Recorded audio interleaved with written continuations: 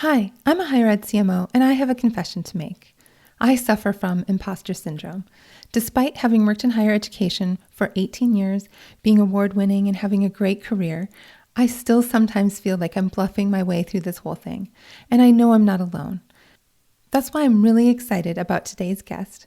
We're going to be talking about imposter syndrome and how to defeat it.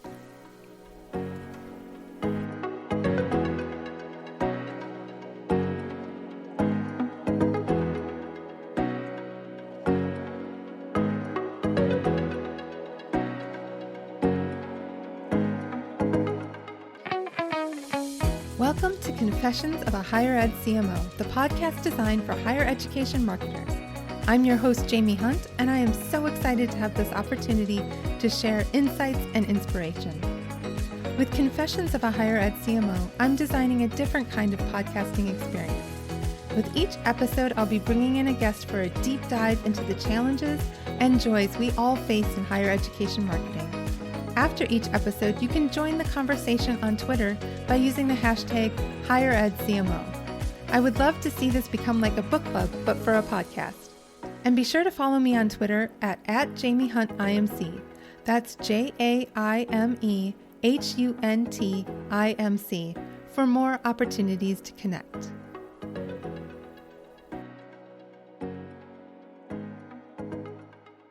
Today, I'm really excited to have Tracy Playle, who is the CEO of Pickle Jar Communications, on the show to talk about imposter syndrome. Hi, Tracy. Hi, it's nice to be here. Thanks for having me.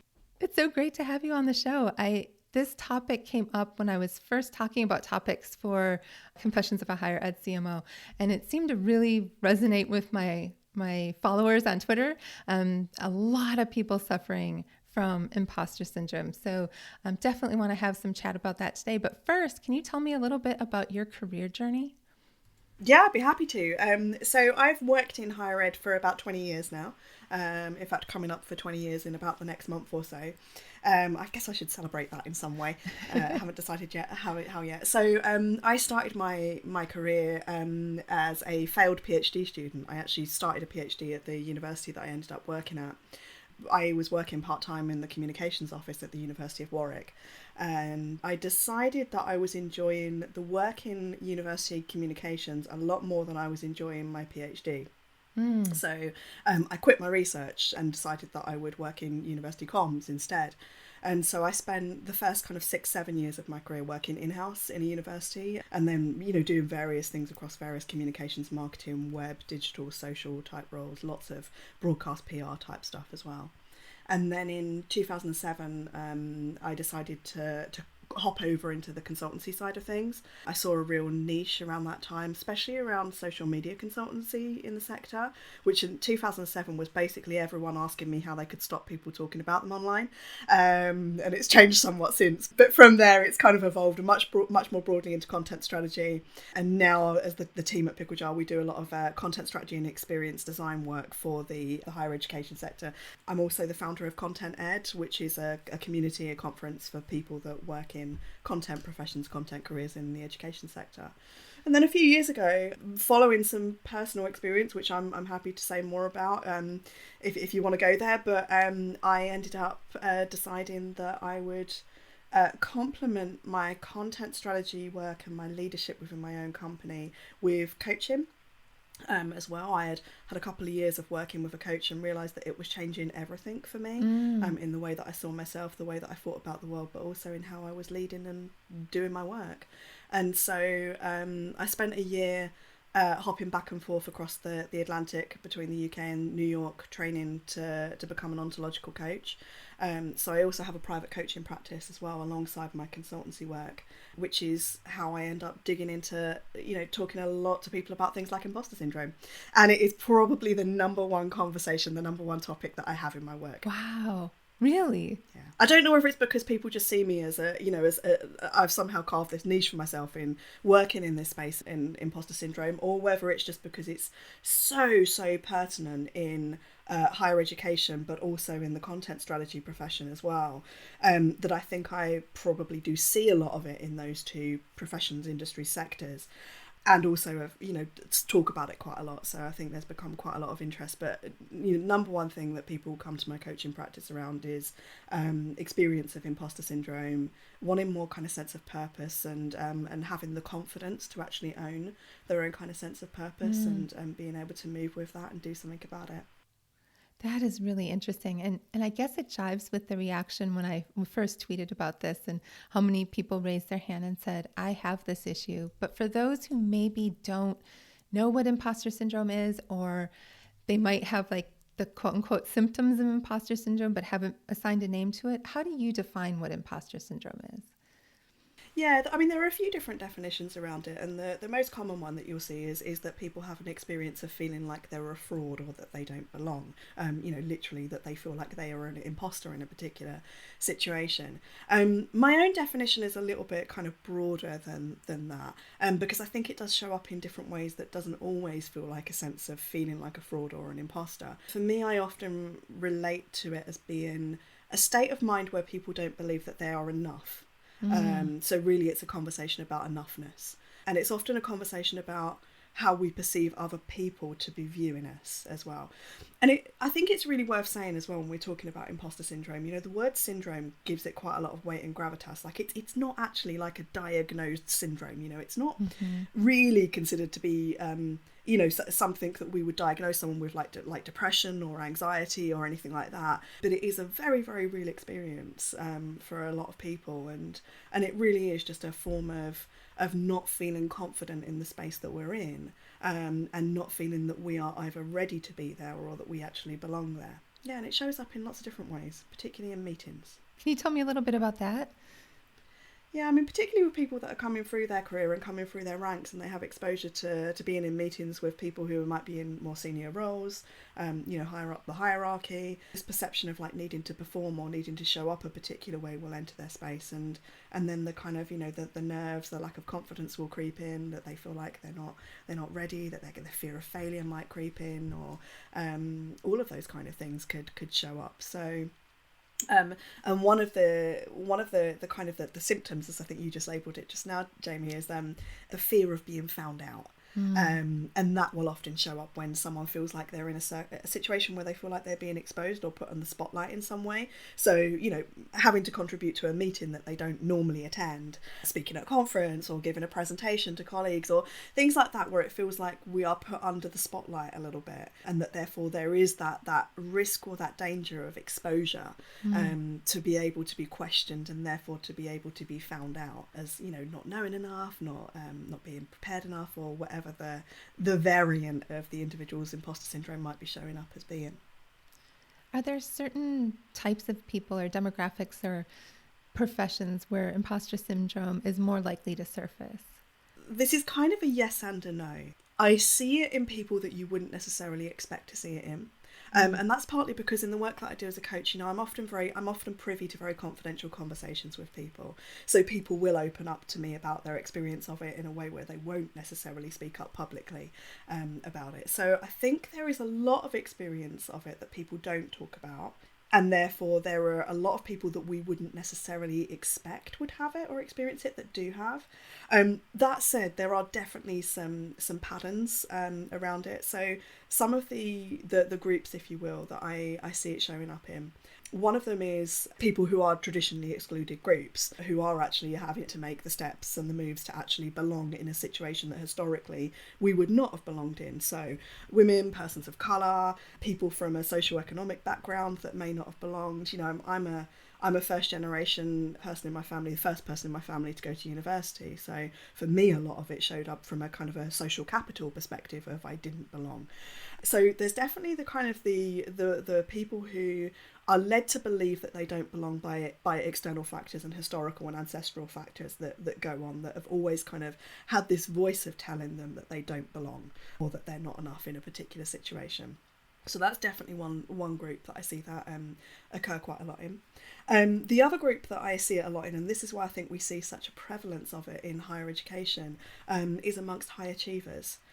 So my personal belief, this is not based on any data, it's just kind of like the trends and the patterns that I see with the people that I work with, is that it's less that high achievers end up getting imposter syndrome, and more that it's the fact that we have probably always had a degree of imposter syndrome that lead us to become high achievers. Oh.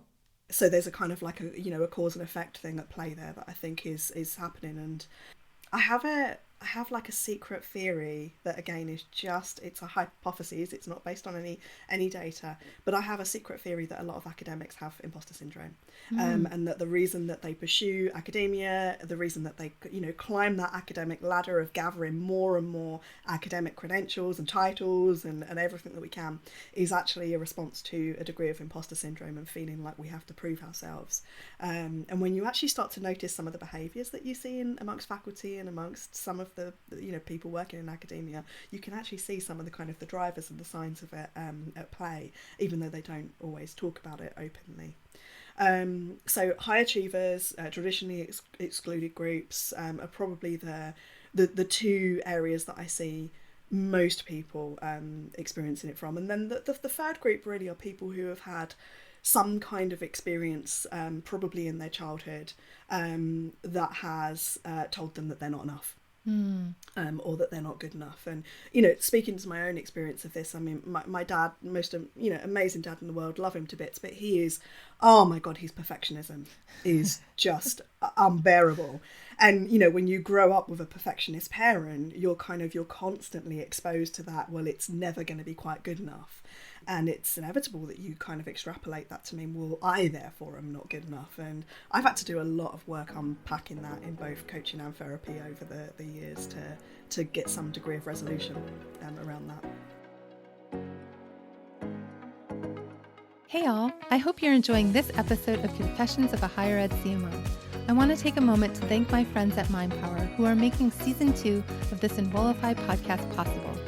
MindPower is a full-service marketing and branding firm celebrating nearly 30 years of needle-moving, thought-provoking, research-fueled creative and strategy. MindPower is woman-founded and owned, WBENC certified, nationally recognized, and serves the social sector, higher education, healthcare, nonprofits, and more. The MindPower team is made up of strategists, storytellers, and experienced creators. From market research to brand campaigns to recruitment to fundraising, the agency exists to empower clients, amplify brands, and help institutions find a strategic way forward. You can learn more about their work in the world by heading on over to MindPower Inc. That's MindPowerinc.com. And be sure to tell the crew that Jamie sent you their way. I have this tightness in my chest as you're talking because I feel like we may have the same father is what it sounds like. But that bringing home all A report card and being told, well, the classes weren't hard enough or whatever, having that impact my perception of myself and my ability at work, 35 years later is just kind of mind-blowing. I know that I am very much not alone with it. And, really a lot of this stuff with anything that we're speaking about is often a therapy-based conversation. And I need to really out myself. I'm not a therapist, so I don't tend to go there with the healing side of the work around it. But most people have some degree of awareness as to where it probably has come from in themselves. And for most people, it will have been formed from something that happened in childhood. And of course, our parents will have a lot to show for that. And, imposter syndrome, the term itself has only really been around since, the kind of 1970s. So I was born in 1980. So really, I'm kind of in that first generation that has actually really had it in our vocabulary as mature adults to actually really grapple with it and understand it. So I think, it's fair to say that we can't really expect our parents' generation to necessarily understand it as a concept or to recognise what's there with it. And most of them probably have a degree of it. My dad is probably a perfectionist because of something that happened in his childhood, right. that said to him, you need to be perfect at everything you do. So it's like this horrible kind of chain and knock-on effect that we have, through the different generations that just perpetuate it. Yeah, I often say that some of my trauma is caused by the fact that my grandpa fought in World War II and saw his friends killed in World War II. And that shaped how he parented, and that shaped how my dad parented. And if I had kids, would shape how I parented. And it's amazing how something like that just kind of snowballs really over successive generations. We carry it in our bodies. We, even if we're not actually aware of the situation ourselves or been exposed to those particular situations, I think we do actually carry it in our bodies and the experiences that we've had and the interactions that we've had with those people, and we don't often do that level of deconstructing to actually really understand what's going on there. It's fascinating. So is there a career stage that you see this more in people, or is it just across the gamut from early career entry level to presidents? The people that hire me kind of privately as a coach tend to be a little bit further into their career, largely because that's where the budget's going. But I definitely do see it a lot at earlier stage. I think at the earlier stage, it can very, very easily be written off or dismissed as just being, that's how you should be early in your career. So I think we tend not necessarily to put it in the spotlight quite so much, or to work with it, or to manage it, or to seek ways of supporting those people to overcome it. If anything, we might normalise it. It's normal that you're going to feel scared going into your first meeting with the president of the university or whoever it might be. And actually, it doesn't have to be that way. So I think at the earlier stages it's probably there, but it's more dismissed as a kind of just a lack of confidence and a lack of experience, rather than it actually being more about something that has probably carried through with them for much of their life. I then think what I see is we almost can get to like a pivot point with it, where for some of us we've managed the symptoms of it well enough that we then get just enough confidence to actually vocalise that we have it and that we experience it. And then it starts to look like we're kind of healed from it, if you will. Probably not. We probably just have coping mechanisms for it, right? Or we're just aware of it, or we notice it. But there is like this tipping point around actually having the confidence to kind of come out and say, hey, I experience imposter syndrome. And that's been one of the beautiful things that I've noticed really over the last few years, but definitely probably the last decade of my career, is people actually talking about it more, and recognising that it is very much a shared experience. And what you were speaking to, Jamie, about when you tweeted about it and you suddenly got a lot of response, right? It doesn't surprise me at all, because there is a lot of sense of community and common understanding being built around it at the moment, and that's kind of a beautiful thing, because that also gives us an access point. Even though it's coming from a slightly disempowered place, it does give us an access point to connect, to explore, to develop relationship around different points of being vulnerable with one another, and to build community from that kind of place. And it's a much more heart-based place, which I think is really, really important when we actually work in an industry, in a profession sector that is very head-based a lot of the time.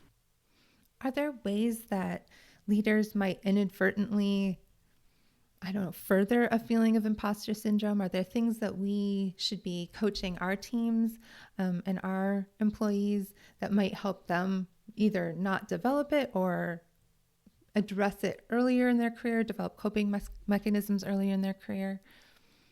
It's a really fine line to tread with it, and we have to be a little bit careful, especially when we have experiences of it ourselves, that we don't project our own experience of it onto other people.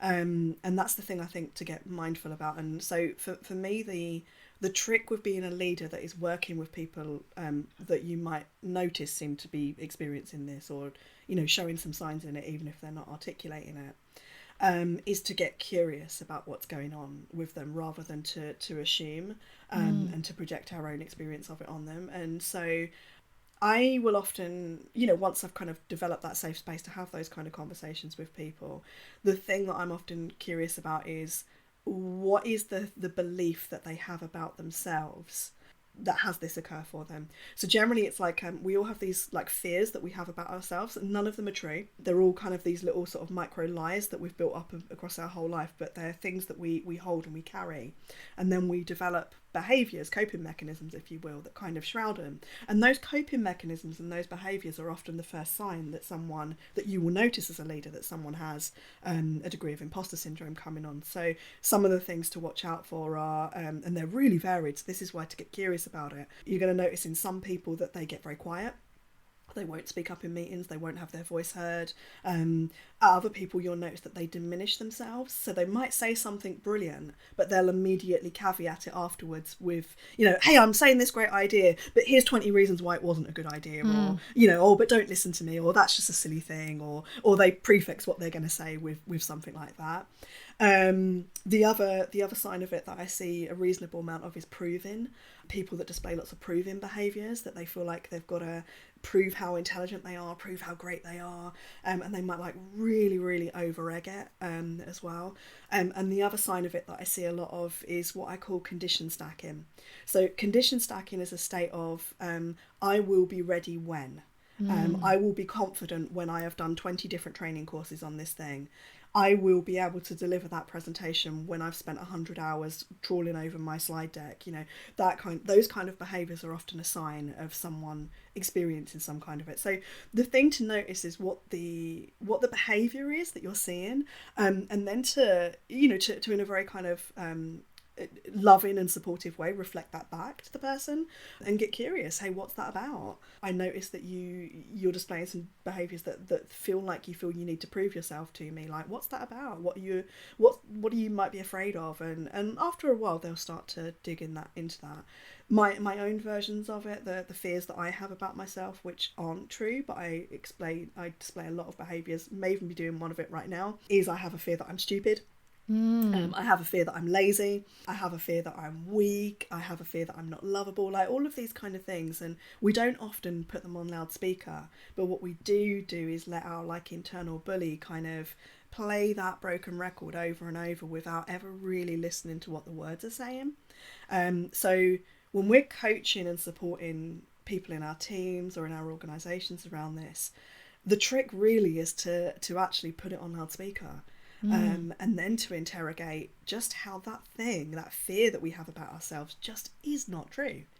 And then when we realise that all of the behaviours that we're displaying that are the symptoms of imposter syndrome are essentially founded based on a lie, then we can actually start to unpick and unpack them and choose a different way of being.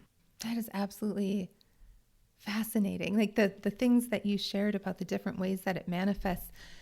The proving yourself thing, I have led people that have that tendency to do that. And it can be a way that colleagues sort of feel like, oh, he's such a know-it-all, or oh, he's always got to talk about how great he is or whatever.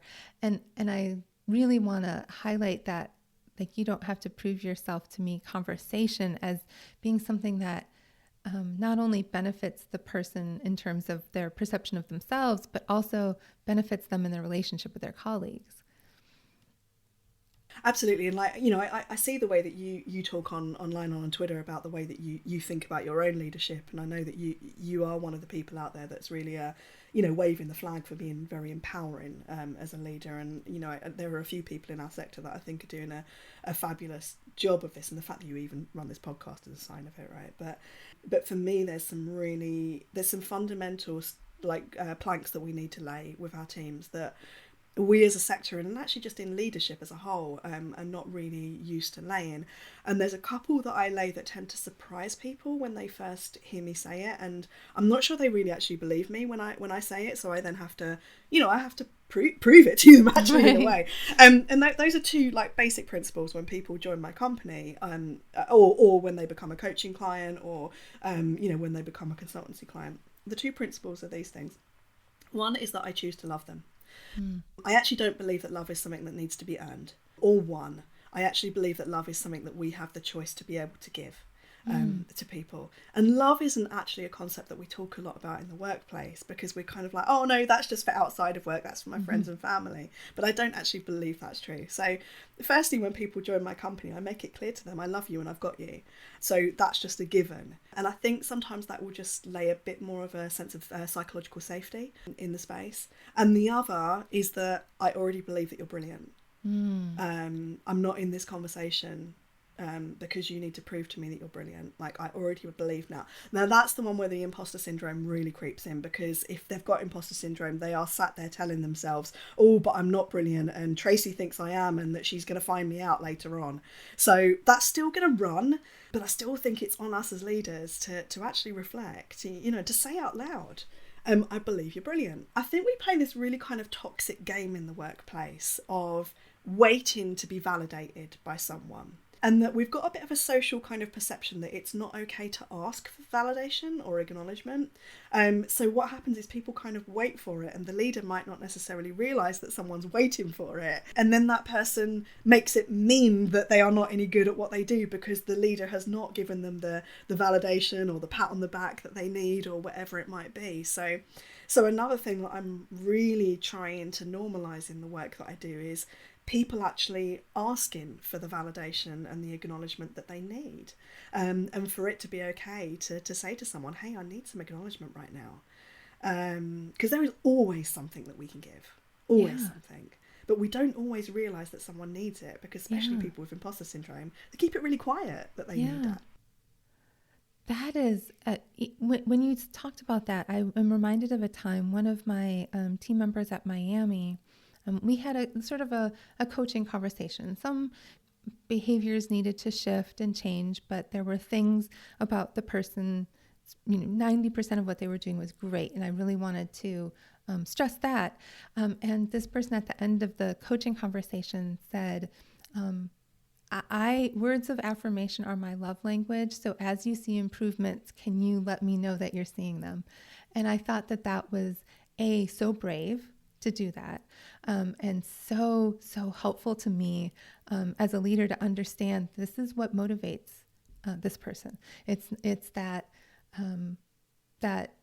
being told and reminded that I value this person, and that this person brings great skill, and that this person is making big improvements in the area they needed to improve in, and all of that. And that took a lot of bravery, I think. Do you feel like that's like kind of something when you coach people, are they a little anxious about asking for that? I think, I think your reflection that it takes bravery for someone to say it, but I think also as a leader, it takes a lot of bravery to hear it. It's very easy for us to think we're a leader, therefore we know what we're doing, right. Therefore we know how things should be or how things should be done. Right. And I've had to have all kinds of breakthroughs in myself around this, because I've kind of trotted through life sort of thinking, you shouldn't need validation, like that's just needy if you need someone to validate you. And actually what I've realised is one of the reasons why I'm probably so triggered by people asking for validation is because I'm actually really terrible at asking for it myself when I need it, right? So I think the thing to be aware of is like where we as leaders actually have our own edges around this stuff. Like what are the things that people might ask or need of us that they are actually being very brave to ask those things of us? How do we respond to it? Like we can look in our bodies or in our kind of the words or however we react, and to get curious about ourselves, like what is that, because we might be finding a new edge or a new growth area in our own leadership. So I think that bravery that you're speaking about is it's like a dance, right? It's kind of dancing in the moment of them taking a step into them being brave, but you also being able to take that step into your being brave to actually listen and hear and adjust and adapt to what somebody else needs that might not actually be the same as your own needs or the needs that you see in the rest of the team, and then having to normalise that for the rest of the team as well, that it's okay for people to their love language to be completely different to the next person. Yeah, I had shared when I transitioned with the person who's the interim, the feedback that this person really needs external validation, has asked for that. So be aware of that, so that she can, continue that for him, which I think is really, really important. And I'm just sitting here struck by how most leaders don't get a training in how to be a good, empathetic, and compassionate leader. But I'm also struck by the idea, and something happened yesterday, and I feel really vulnerable sharing it on the podcast, but I'm going to anyway. I'm going to try to do it without crying. So listeners, I apologize if I do, but yesterday I was made aware that 4 sentences in an op-ed I wrote were completely plagiarized from another source.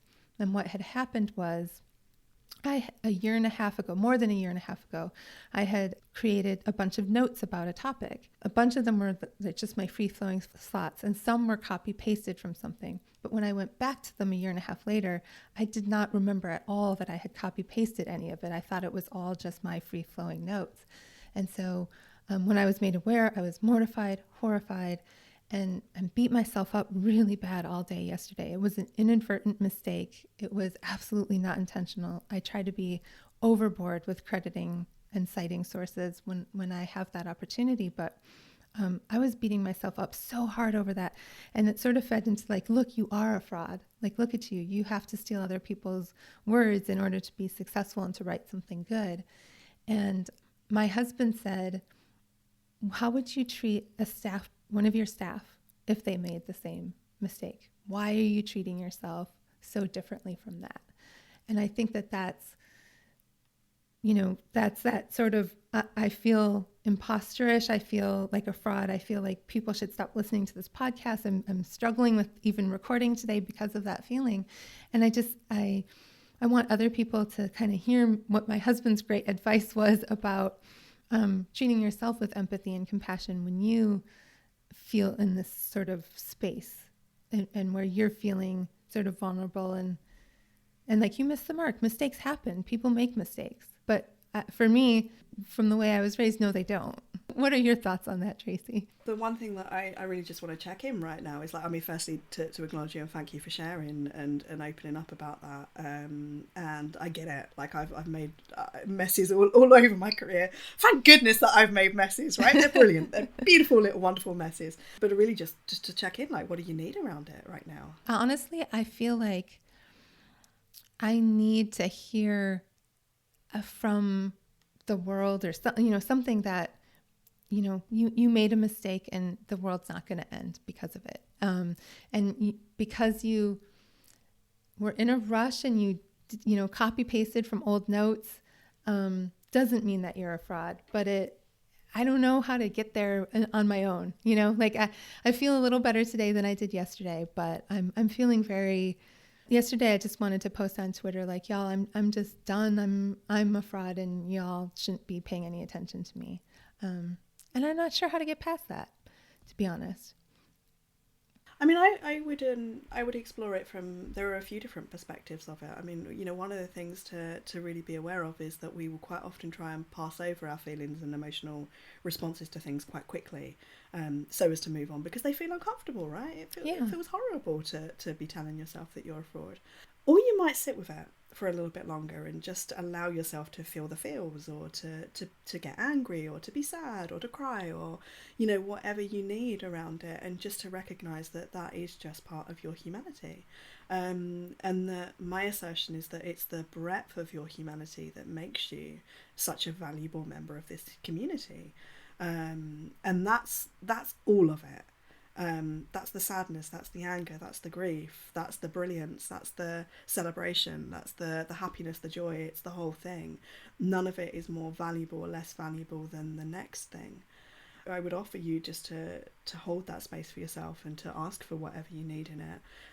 You may actually find that there are a hell of a lot of people in your community, well, I'm sure you will, that are going to tell you that, that what your internal bully's up to right now is kind of just making stories up. In my style of coaching, we have these things called survival mechanisms, and they're a way of like labeling those predictable behaviors that we have. And one of mine is called Virginia Wolf in Sheep's Clothing, because she's a very powerful storyteller that will tell me why I'm a terrible person, and she'll make up the most amazing stories in the world to persuade me that I am just the worst person in the world. But there's another side to that coin of Virginia Wolf in Sheep's Clothing, and that's that she's a brilliant storyteller. And that's also why I'm a great content strategist and a great leader and a great public speaker and all of those things, right? So you might also take a look at what are the things about what your internal bully is up to that also says something beautiful about you. My assertion is that it speaks to your compassion, the fact that you care deeply about this, the fact that you were diligent enough to sit there and take all of these wonderful notes, and ultimately, like, the construct of the human language is that we are all at any given time, we are all just taking these little bricks that are words and reconstructing them and just assembling them in a different way and doing something with them. That's all we're actually up to the whole time. And that's all you did in that situation. It's just a few of those bricks were already formed together, and it was like, you're building a Lego toy and you just took a chunk that were already filmed. But that's okay. I promise no one died. That's my husband was just like, oh my gosh, when I was crying, like, I can't believe this, he's like, nobody died, they fixed it, they they took the article, they credited the source, like it's you're okay. But yeah, it didn't help the imposter syndrome at all. But I do have an actual activity and a tool that I can kind of, very lightly talk through right now that I do use a lot with people, and I use it a lot myself. And it's such a simple tool that I'm at a stage now where I can just kind of use it in my head. I don't even have to like write it down or speak it out loud. And I do have to acknowledge this comes from the company that I trained with called Accomplishment Coaching. So I'm not going to like give the full details of it, but basically the tool is to take you through. You just get really present to the upset. Around the thing. Just get really, really present and allow all of the feels and all of the emotions to show up, and just let them be there for as long as you need them to be. And then you take a look at what are the facts that actually happened in this situation, and just the facts, and you report on them as though you are a Pulitzer winning journalist, like reporting on something with the utmost integrity, that you can only report on the facts and only the facts. And you just distinguish that. And I typically find when I do this, the moment that you distill it down to the actual facts, separate from all the emotions, the feelings, the things that you're making it mean, you actually release a lot of the energy that thing is holding on you. And then from there, what you want to do is then take that energy that you had before, put it somewhere else. And the place to put it is around, what is the highest and best thing that I am actually committed to here? And it might be like my highest and best is that I'm committed to the exchange of knowledge, or to sharing ideas, or to amplifying the voice of other people, or to whatever it might be. My highest and best is always comes back to my, I have a purpose word. My purpose word is play. And I find that I can always recenter myself back in that. What am I really committed to in life? I'm really committed to being playful and being curious. Those two things. And then from there, okay, I'm going to take the energy away from the upset. I'm going to put it into the thing that I'm actually committed to. Now, what action do I want to take that's in alignment with my commitment, not an action that's in alignment with the story that you're telling yourself to beat yourself up with? I don't know. Do you see anything for yourself in that framework? Yeah, I think that is really smart. Just the idea of the facts. And I almost feel like I need to just like type up what the facts are. This is what happened. This is how I reacted to it. This is what I'm going to do to make sure it doesn't happen again, which I've processed. But I think, for me, I'm one of those people that needs to handwrite things to really have them solidify. And so I think that that's what I will do after we're done here.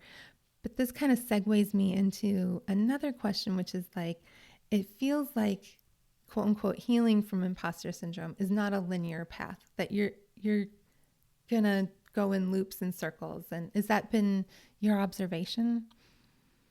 My observation and my personal experience of it as well. And I'll speak more about the personal experience to start with. Like, there are areas in my life where I have great coping mechanisms around it and I feel good about it. Generally, I can relate to it as like a kind of, it's a little bit like that annoying friend. That they're just a little bit annoying, but you love them, and actually you get a lot out of them being in your life. So that's kind of the real way that I tend to relate to imposter syndrome and survival mechanisms and disempowering behaviours like this. Is like they're a pack of naughty puppies. Like, they're actually quite cute and alluring, and we're drawn to them. But when you look away for just a second and they're round the corner kind of, chewing the cove-in or your remote control or whatever it might be, right. They're up to no good behind your back. But the thing to recognise is that there's something about being in the state of believing that we're an imposter that we keep coming back to. It's addictive, it's attractive. It's somehow actually, although this might sound counterintuitive, it makes us feel safe. That it's almost safer to believe that we're not good enough than it is to actually believe that we are enough. Part of the process is around like recognising that. So the thing that I will often encourage people to do is not try to remove the imposter syndrome, because then what we're doing is we're making ourselves wrong for the fact that we even experience it. And if we get trapped into that narrative of I am wrong to experience imposter syndrome, it actually plays back in and feeds back into that same narrative. Again, which is basically that the narrative is I'm not enough, I'm not good enough, I'm broken. So what we need to do is we need to recognise and start to love on those parts and pieces of ourselves. So professionally, I'm really good at loving on my imposter syndrome now. I've just reframed the narrative. Like it's the part of me that wants to learn more. It's the part of me that wants to advance in a profession. It's the part of me that's actually curious about what other people in the room might be thinking. I just need to remember to tune that curiosity to it being about what they might be thinking about the topic that we're talking about and not what they're thinking about me. I think what I'm hearing you say there is imposter syndrome isn't just your professional life necessarily, but also that you can be in different phases of understanding how to sort of cope with it at the same time across different parts of your life. It's kind of fascinating to actually look at different parts of your life, because that's going to give you the access to, well, how comes it's okay over there? What is it? What are about the circumstances of that part of my life that actually make this manageable and make it be a comfortable experience for me, or an experience that I feel I can be with? And what is it about that experience over there that might be making this feel really disempowering and debilitating for me? And what can I learn from the experience that actually feels quite empowered right now and apply to that other area of my life? So I feel like we almost need to look outside of the professional conversation, because that's often the one that we do have it in. It's almost like it's okay to talk about imposter syndrome professionally, but we tend not to speak about it quite so much from personal perspectives. But when I work with my coaching clients, actually, and we do the kind of the segue conversation, where else does it show up? One of the areas that is often quite fascinating to interrogate with people is friendships, around how they show up with their friendship groups. And it will show up quite a lot for some people in those spaces, or it will not show up at all. And figuring out for them, where they are with their relationship to it in those relationships is really interesting to unpick. Sometimes when we want to create a breakthrough for ourselves, the idea of creating a breakthrough in the workplace feels like it's a very high gradient place in which to, and a very high exposure place in which to make that breakthrough. So sometimes when we're looking at other areas in our lives, we're actually looking at areas where we might be able to make like lower gradient kind of like almost like training kind of runs to be able to build up to the thing. So I had a client recently who in their professional life was just really noticing that they weren't able to ask for their needs to be met in anything, but the idea of asking their clients to be meeting their needs was like they were not going to go there and do that. But one of the areas that we recognised and unpicked as another area in their life where they weren't getting their needs met was around asking their family for them to be able to eat what they wanted to eat for dinner. Like every night they were not eating what they wanted to eat, even though they were doing all the cooking. Oh, wow. So that was the area that we would create practices and exercises around, like having them start to ask for their needs to be met in terms of, hey, I want to have pizza tonight. And then once they start to build up the practice of doing it there, then we can start to build up the practice in other areas of their lives. Is this something that if you're dealing with this sort of asking for what you need, how do you build the confidence to be able to do that with your supervisor or with another colleague? Or, what advice do you give people for getting to the point of feeling comfortable doing that? It's such a great question, and I actually, this is where the leadership dance kind of comes into play again that we were speaking about. There's something around the terminology that gets used that skews this for people slightly. And the terminology that I think we trip over and we get confused around are the differences between what we need, needing help, and asking for support. And those are three different things. And in the workplace, there's a bit of a tendency for people to say things like, how can I help you?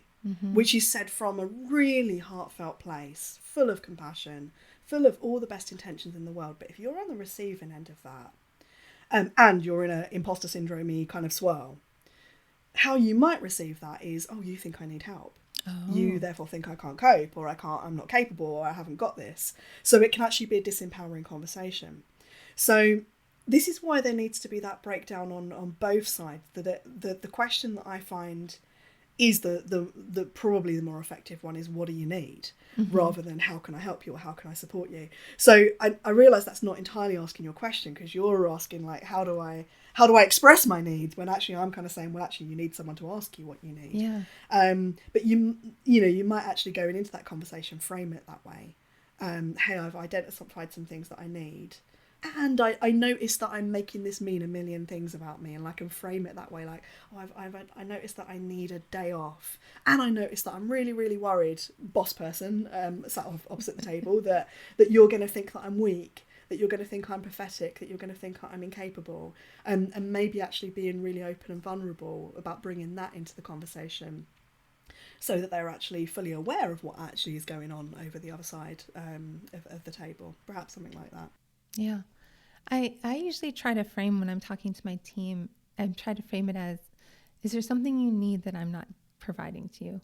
To kind of say, it's okay to tell me that I'm not hitting the mark with you. Because I think that there's a certain level of responsibility that leaders have to be the one that says that, because it as a person who also reports to someone, it's hard sometimes to say I'm not. It feels like you're telling the person that they're not doing their job well, which maybe that's not the case. It's just they aren't aware of a need that you have. And so making yourself more vulnerable as a leader, I think, helps and gets people into a different headspace to be more vulnerable than back with you. And we have to be the clearing for that. So we have to start by revealing what our needs are. Because if we don't talk about our needs, then we are not creating a safe space for them to be able to talk about their needs. It's a little bit like being able to put your health and well-being first. I mean, I spent years being that boss who would, throw out all the lines about how everyone should be healthy and protect their time and take proper leave and not work stupid hours and all that kind of stuff. But in the meantime, I was working 90-hour weeks. And it wasn't until I actually stopped doing that my team were able to then follow. And it's exactly the same in talking about our needs. So, this is classic Brené Brown stuff, right? Really, we have to show up as being vulnerable before we can create that safe space for them. And you showing up in this podcast and talking about the piece that you wrote and your fears about plagiarism and all that kind of stuff is modelling exactly that thing. So we need to make those messes. We need to be able to do that stuff, and we need to make our messes in the open in front of our team so that they actually feel that they can do the same, and then engage in a conversation with us about how do we want to clean this up. Yeah. So as part of overcoming imposter syndrome, understanding where your strengths and weaknesses are, and,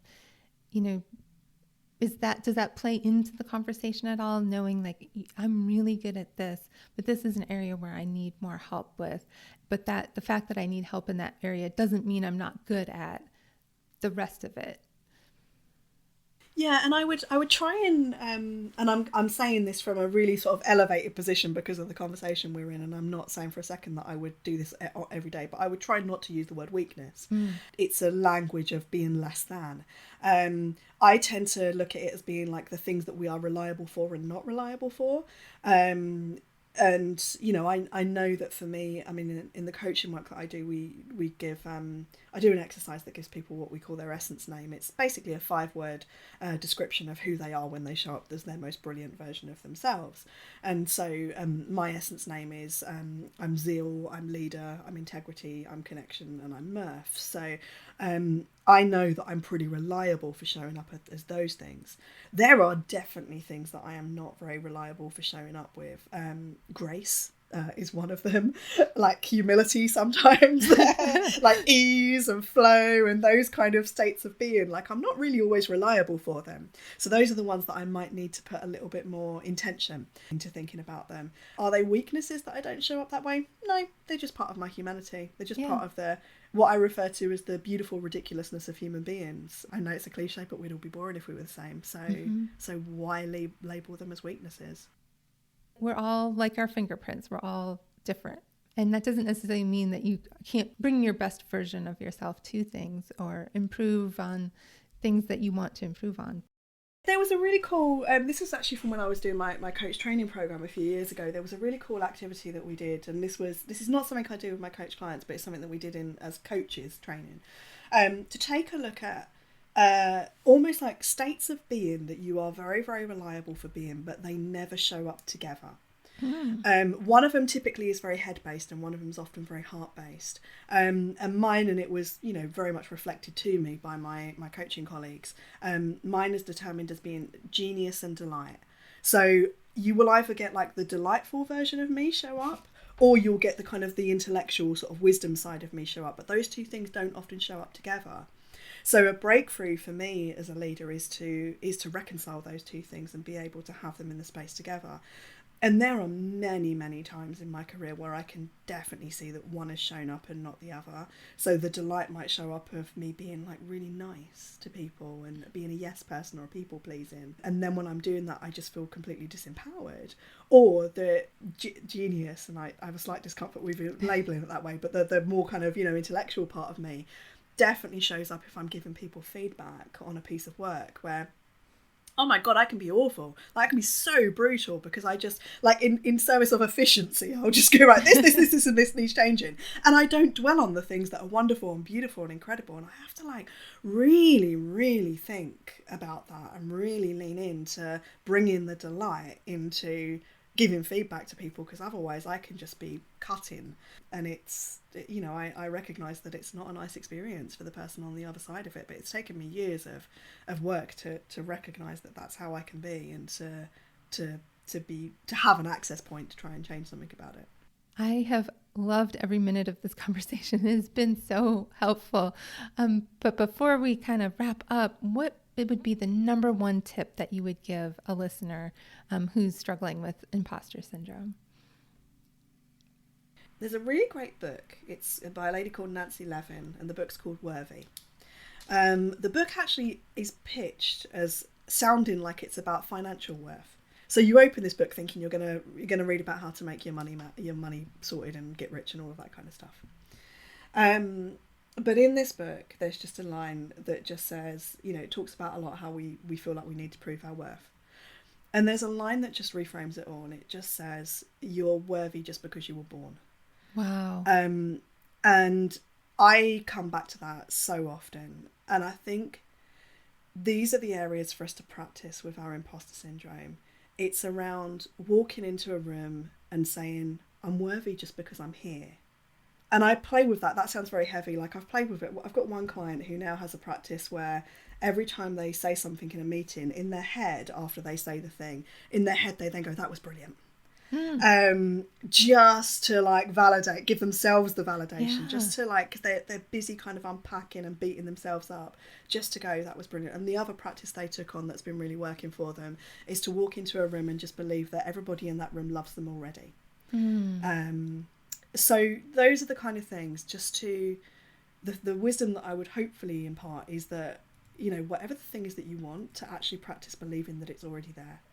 Your worthiness, your brilliance, your enoughness, all of it, the love, that it's all actually there, the confidence. We actually just can and do just need to choose to believe that it's there. That is so beautiful. That hits me here. So I really appreciate you sharing that. For people who want to maybe work with you in the future or have a conversation with you, where can people find you? I'm all over the place. So I use Twitter a lot. So I'm at Tracy Playle on Twitter. So TracyPlayle. The consultancy company that works in higher ed is Pickle Jar Communications. We also have the Content Ed, which is the conference and the training programs around it. My personal website, which is also the coaching, most of the coaching work, although I do some of that through Pickle Jar, is tracyplayle.com. I also run something called Utterly Content as well, which is a non-education sector thing for content professionals. So lots and lots of places for people to connect with me. And I love hearing from people and welcoming people into things. And I run all kinds of, conference talks and try and do a lot of like blogging and run some free workshops and things like that for people, because I always want to make sure there's an access point for everyone to be able to get involved in this work. And whenever I run group coaching programs, I always make sure there's a scholarship place available as well. So just also to reiterate, if people want to connect with me or work with me in a way, it doesn't always have to be a paid way to get there. There is always ways to be able to access this work without it needing to be a transaction. You could, for example, start a podcast and, get 2 seasons of it in, and then, have her be a guest on your show and get some like free coaching while you're recording. That was my strategy. I plotted this out like a year ago. I've been following Tracy for a long time, and with actually a personal social media account that I had before the current one that I have. And there's a lot of wisdom that she shares, and she's just a fun follow. So I hope that if nothing else, that you will follow her there. And I hope that you will follow me and that you will reach out if you have any questions. My social on Twitter is Jaime Hunt IMC. That's JaimeHunt IMC. And you can also find me on LinkedIn. I hope you'll use the hashtag HigherEdCMO to spark some conversation around this episode. And I am looking forward to your reactions. What did you learn? What are you going to take away from this? So thank you so much, Tracy. It has been absolutely a privilege to talk with you about this. I hope that we talk again in the future. For the listeners, let's go bust some silos. And I'm going to add to this, remember, you are worthy.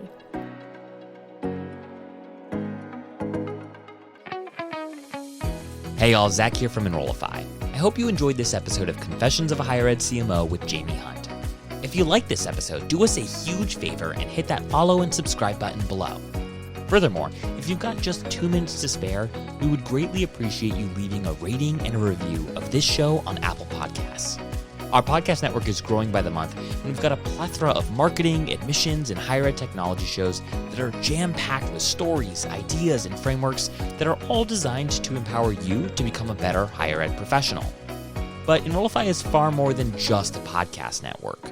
Enrollify is where higher ed comes to learn new marketing skills, discover new products and services, and find their next job. We're a growing learning community of 4,000 members, and we'd love to welcome you into the fold. You can access our free blog articles, newsletters, e-courses, and more, or purchase our master course on how to market a university with Terry Flannery at enrollify.org. We look forward to meeting you soon and welcoming you into the community. Again, you can subscribe for free at enrollify.org.